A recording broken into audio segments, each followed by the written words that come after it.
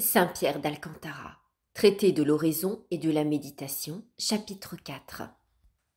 Manière de méditer la Passion. Voici 7 méditations sur la Passion, la résurrection et l'ascension de notre Seigneur, auxquelles on pourra ajouter les autres principaux mystères de sa très sainte vie. Il faut remarquer ici qu'il y a 6 choses à méditer principalement dans la Passion de Jésus-Christ.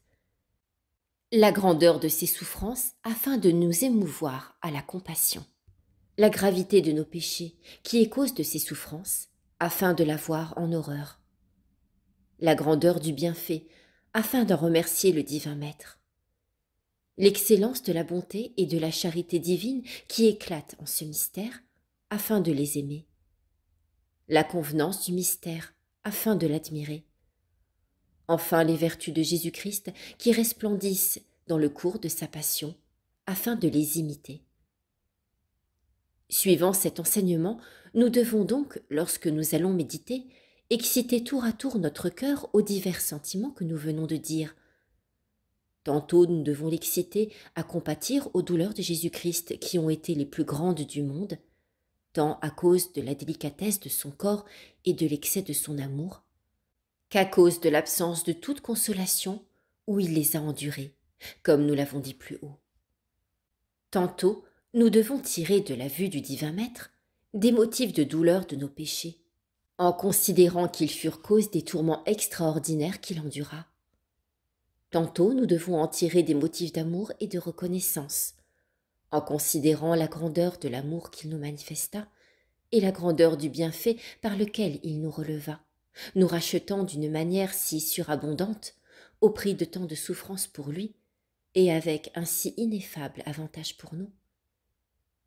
D'autres fois, nous devons admirer la convenance du moyen que Dieu a pris pour guérir notre misère, c'est-à-dire pour payer nos dettes, pour nous secourir dans nos nécessités, pour nous mériter sa grâce, pour humilier notre orgueil, et pour nous porter au mépris du monde à l'amour de la croix, de la pauvreté, de la pénitence, des injures et de toutes les peines qu'accompagnent d'ordinaire la vertu et la vie chrétienne.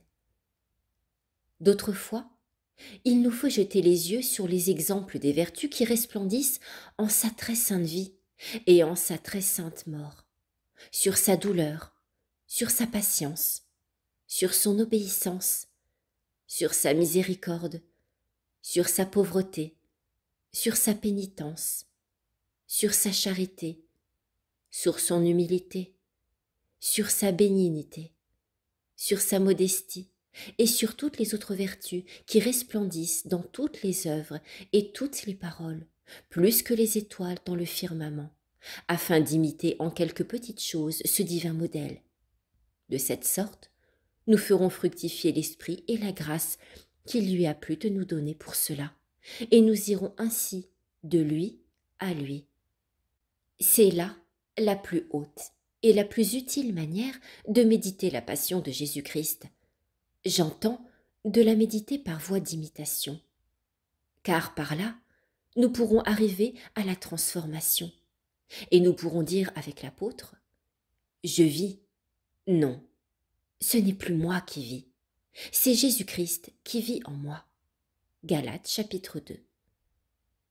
Mais de plus, il convient dans tous ces mystères d'avoir toujours Jésus-Christ présent devant nos yeux et de nous considérer nous-mêmes comme présents devant lui.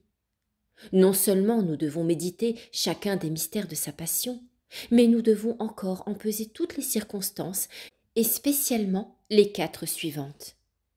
Qui est celui qui souffre? Pour qui souffre-t-il? Comment souffre-t-il? Pour quelle cause souffre-t-il?